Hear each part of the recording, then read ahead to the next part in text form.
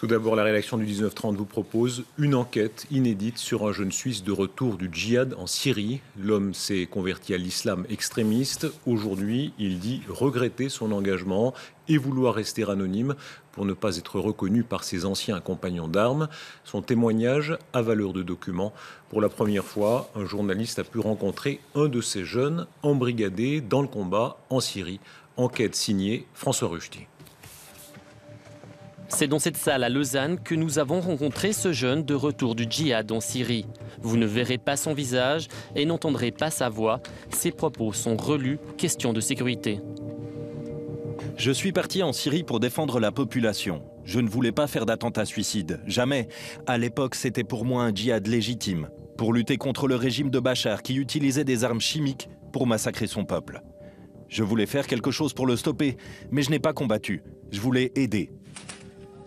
De la Syrie, on a uniquement ces images vidéo amateurs, mais vous qui étiez sur place, c'était quoi la réalité? Tous les jours, des bruits de bombardement, des bruits de mitraillettes.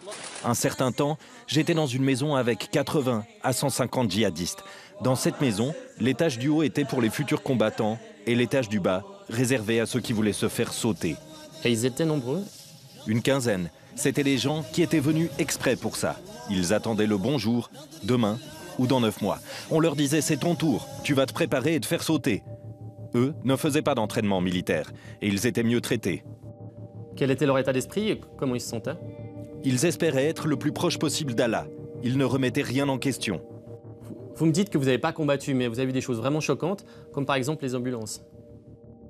Un jour, j'ai vu une ambulance donnée par une association caritative anglaise, avec des explosifs à l'intérieur pour faire un attentat. Il y avait 5-6 gros blocs d'explosifs et des câbles. Ils ne respectent même pas l'image de l'ambulance. Quand vous étiez encore en Syrie, j'ai pu avoir contact avec des djihadistes qui vous côtoyaient sur place. Ils m'ont dit que vous souhaitiez rentrer. Pourquoi avoir décidé de rentrer? Je me suis mis à douter dès le début. Je ne voulais pas combattre. Ce ne sont pas de bons musulmans qui combattent en Syrie. Les principes de l'islam ne sont pas respectés. Vous semblez être quelqu'un de posé, de plutôt ouvert au débat. Et pourtant, vous êtes parti combattre avec un groupe djihadiste, un groupe qui se revendique d'Al-Qaïda. Honnêtement, je ne crois pas que je savais vraiment avant de partir. C'était flou. Moi, je me suis dit que je préférais partir avec des gens que je connais, avec qui je peux parler français. Sur le web, ma personne de contact faisait partie des djihadistes du groupe de l'État islamique en Irak et au Levant. Du coup, j'ai voulu la rejoindre. Quand on analyse les vidéos que vous avez regardées, votre parcours, on voit que c'est devenu de plus en plus extrême. Comment on explique ce changement en quelques mois? Je me sens après coup complètement endoctriné. Sur le moment, ils m'ont dit que c'était le bien, qu'il fallait partir au combat en Syrie pour être un bon musulman. Je me suis senti sous pression.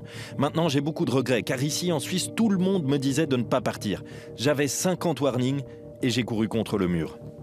Donc si je comprends bien, tout s'est fait par Internet et pas par les mosquées en Suisse. Ce n'est pas en Suisse que j'ai été influencé, c'est sur Internet. Ils me disaient de ne surtout pas parler autour de moi. Et ma dernière question, de retour en Suisse, vous êtes dans quel état d'esprit?